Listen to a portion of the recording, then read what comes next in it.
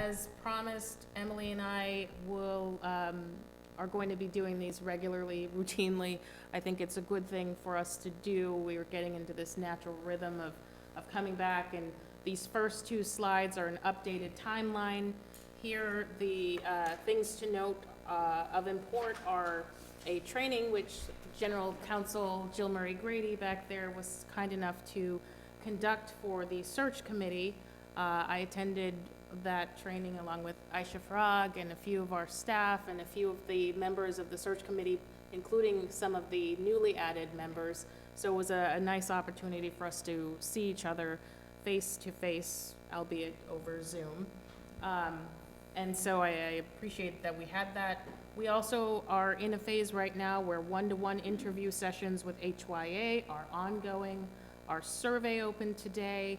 I do want to point out that Emily and I directed HYA consultants to offer individual one-on-one interviews to each member of each direct report of the superintendent. That's our central administrative staff here, as well as the head of each of our three unions. So the presidents of our custodial union, our NTA, and our NISA administrative secretaries union. We felt that was important and a right thing to do for those groups, and everyone, as I said, it's ongoing. So the next big milestone to focus on are these numerous stakeholder focus groups, which will take place November 17th to the 20th. So next slide.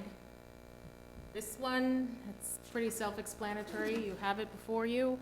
The biggest thing I think that I want to pull out is just that absent any major delays here, we are expecting to turn over recommended finalists to the school committee in February. So that is the goal with the related goals down the line, as you can see by the slide. Next slide, Stephen. So here, the slide is the second draft of our Superintendent Search Committee charge. This was presented for the first time in its first draft form at our last meeting. It incorporates, this version, draft 2, incorporates the edits that were suggested during our last meeting. And you should notice that the recommended salary has been removed to its own distinct slide, which is on the next page. Emily, do you have anything you want to add as to the Superintendent Search Committee charge draft 2? No, not really, other than we incorporated the changes that were recommended at our last meeting. Fair enough, thank you. Hold on just one second. We'll swing right around. We'll come back to it because there are some action items that I know on this slide as well as our next slide. The one that Stephen currently has up, which is the superintendent salary for job posting. This slide reflects the best practice guidance of the search consultants as to why it is important to post a job salary for this position.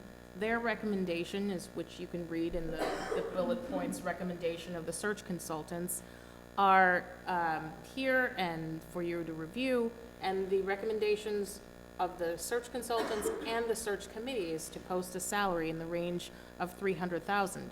And last time I had a little bit of fun poking just at the salary range concept for a number, which is an individual number.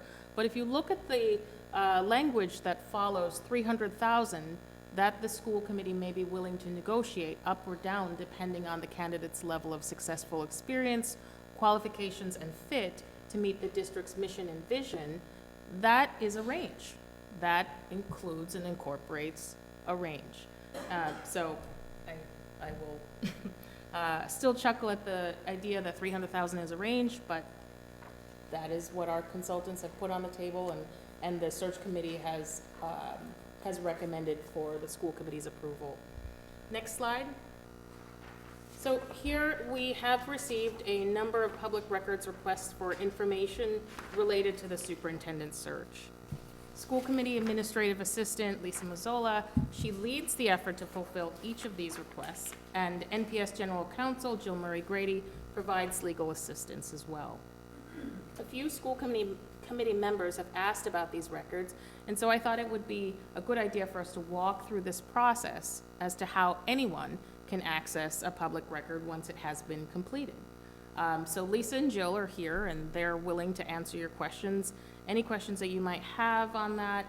Interestingly, from my perspective, the holder of the public record is the one who has the discretion as to whether to make it open or to keep the record closed once it's completed. Here, as school committee chair, I have delegated, or I have directed Lisa to make open all public records requests that come in related to the superintendent search. I think it's that important, and if folks are curious, we have ample things to share, and they're available in the city's Next Request portal, which is, you have the information as to how to get there on the slide.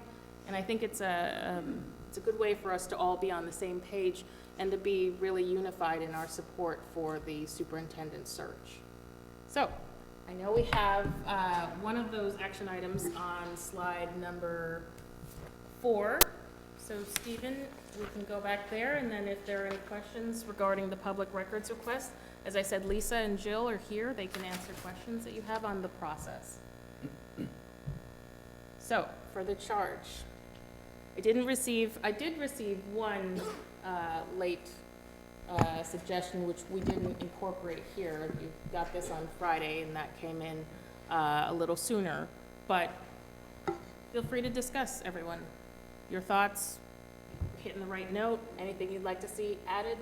Paul, I know where you're going to go. And I'm going to ask you to hold that just for 1 second. About the public record thing?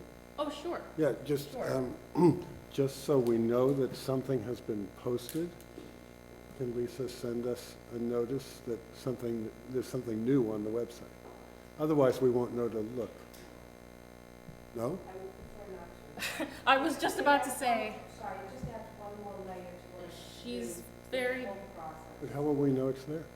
you can check regularly, routinely. You can, hey, how about this?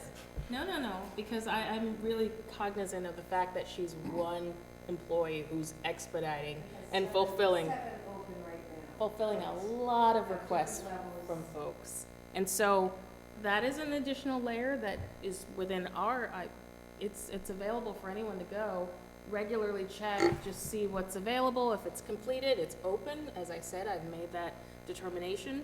And I will certainly keep you updated as to the public records requests that come in. So that way you'll know when to That's perfect. check that. That's all I was asking. Okay, I will do that. I don't want to give Lisa more work. No. Happy to She give you more work. She doesn't even eat lunch, so that's a bit of a problem. All right, so going back to the superintendent charge, unless there are other questions related to the public records request? No? Okay, great.